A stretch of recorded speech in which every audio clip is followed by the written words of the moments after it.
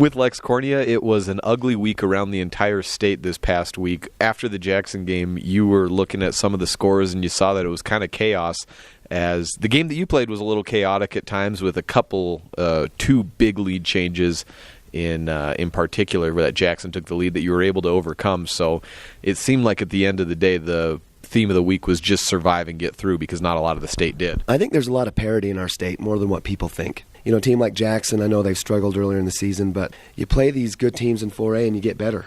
And by the end of the season, even a team that might have struggled early, they get a few things figured out, and that's what I saw up there in Jackson for us. You know, they're on their home floor finally, kind of like us. They've been on the road. Their gym was rocking, and kids were playing well. So I do feel fortunate to survive, but I thought our kids played well, and so did the Jackson kids. And when you have two teams playing well, they're tight ball games. But, yeah, when you look at the rest of the state, we were fortunate to get through. I had wondered, I'd seen Jackson play against Rich a little bit, and had seen Xander Peterson essentially in that first quarter. And looking through the stats, seeing that he averaged between 3 and 4 fouls a game, him averaging 8 and 8, I wondered what he could do with a complete game. And I think we all came away pretty impressed with the amount of effort that he puts in. He was held scoreless the final quarter. Did you change something up on that, or was that on his part partially in part to maybe do just pure exhaustion? It was both. We talked about him at halftime and adjusted in the way we were going to defend him, coming from our press, and then finding our men. We adjusted some of our guys and where they were playing. Some of it was he was just exhausted. And,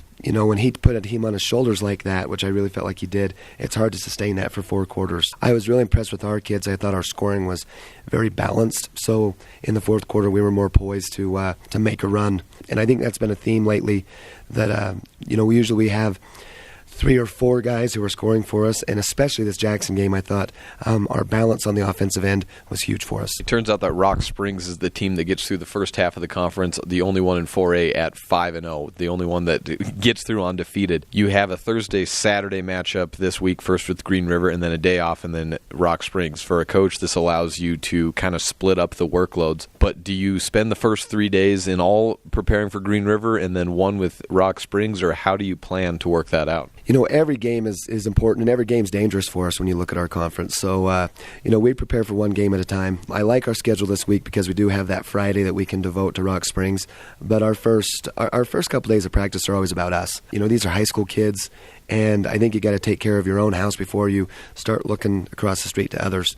So we will prepare for Green River, but, you know, these first 2 days of practice this week are mostly going to be about the things that we do. We'll look at our film from Jackson, and we'll try to clean some things up. That's kind of been our process, and it's been okay for us. That's Coach Cornia. Thank you very much. Thank you.